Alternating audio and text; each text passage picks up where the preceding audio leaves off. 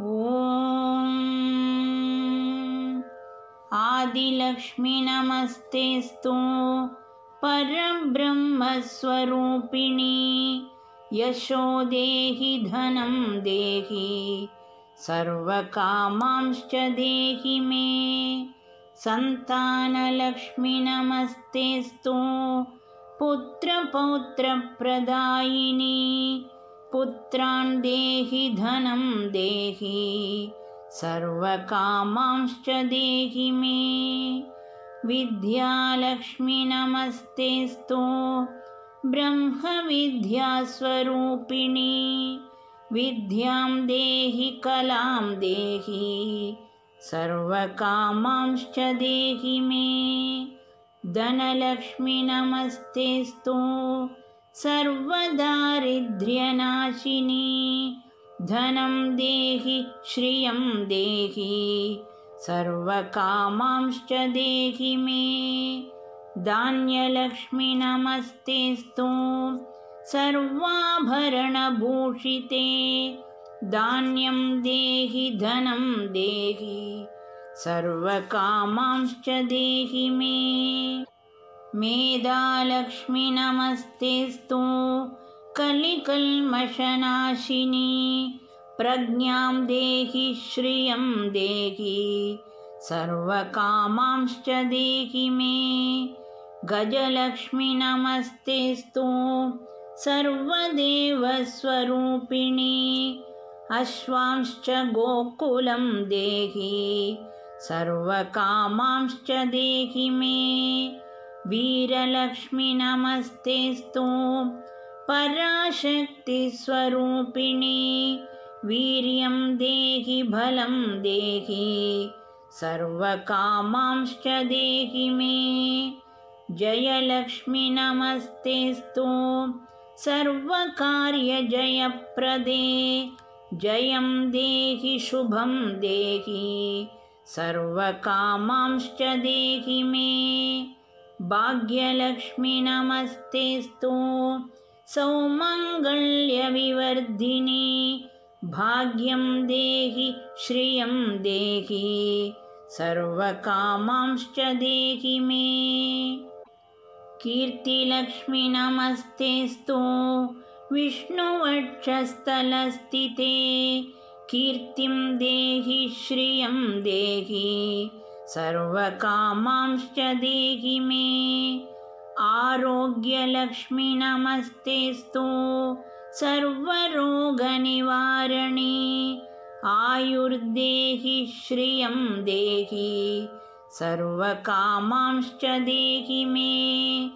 सिद्धलक्ष्मी नमस्तेस्तु सर्वसिद्धिप्रदायिनी सिद्धिं देहि श्रियं देहि सर्वकामांश्च देहि मे सौन्दर्यलक्ष्मी नमस्तेस्तु सर्वालङ्कारशोभिते रूपं देहि श्रियं देहि सर्वकामांश्च देहि मे साम्राज्यलक्ष्मी नमस्तेस्तु भुक्तिमुक्तिप्रदायिनी मोक्षं देहि श्रियं देहि सर्वकामांश्च देहि मे मङ्गले मङ्गलाधारे माङ्गल्ये मङ्गलप्रदे मङ्गलार्थं मङ्गलेशी माङ्गल्यं देहि मे सदा मङ्गलार्थं मङ्गलेशी माङ्गल्यं देहि मे सदा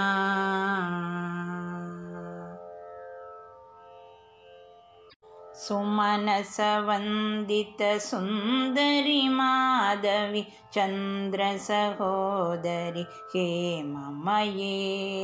मुनिगणमण्डितमोक्षप्रदायिनि मञ्जुलभाषिणि वेदनुते पङ्कजवासिनि देवसुपूजित सद्गुणवर्षिणि शान्तियुते जय जय हे मधुसूदनकामिनि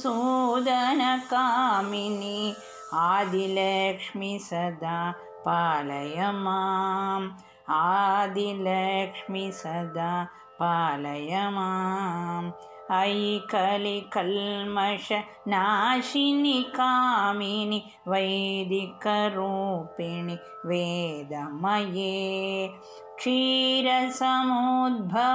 मङ्गलरूपिणि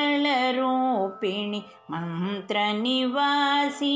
मन्त्रनुते मङ्गलदायिनि अम्बुजवासिनि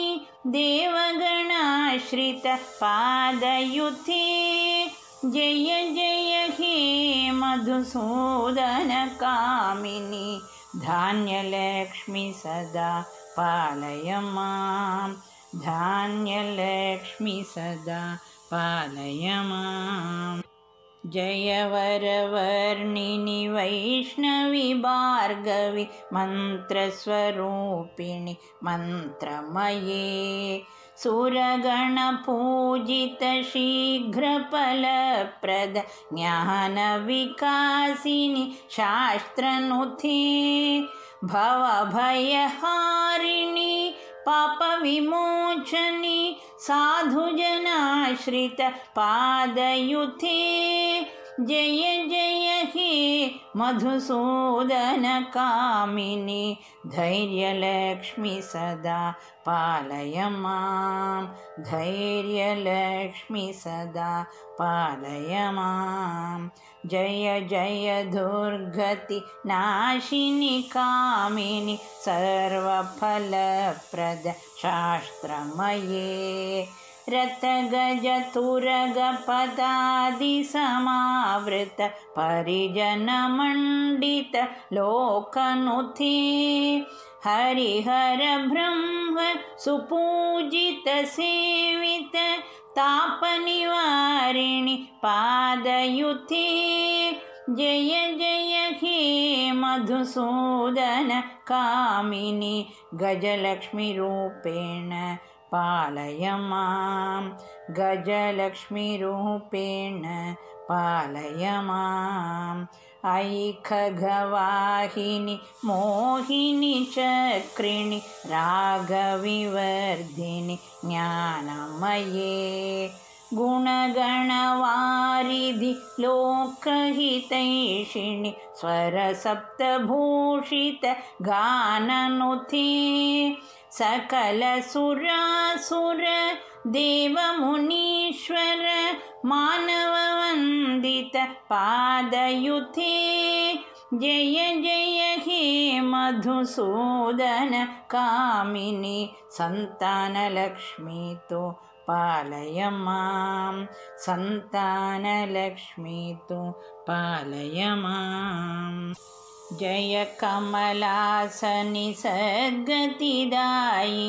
ज्ञानविकासिनि गानमये अनुदिनमर्चित कुङ्कुमधूसर भूषितवासित वाद्यनुते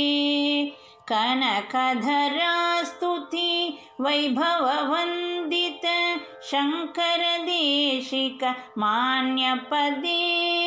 जय जय हे मधुसूदन कामिनि विजयलक्ष्मी सदा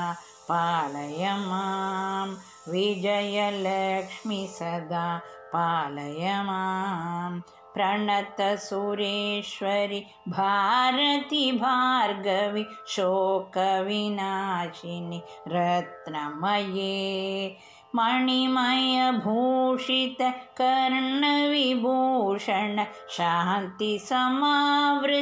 हास्यमुखे नवनिधिदायिनि कलिमलहारिणि कामितफलप्रद हस्तयुते जय जय हे मधुसूदन कामिनि विद्यालक्ष्मी सदा पालय माम् विद्यालक्ष्मी सदा पालय माम् धिमि धिमि धिं धिमि धिं धिमि धिं धिमि धुं दुभिनाद सुपूर्णमये घुम घुम घुं घुम गुं घुम गुं घुम शङ्खनिनाद सुवाद्यनुते वेदपुराणे इतिहास सुपूजित वैदिकमार्गप्रदर्शयुते जय जय हे मधुसूदन कामिनि धनलक्ष्मीरूपेण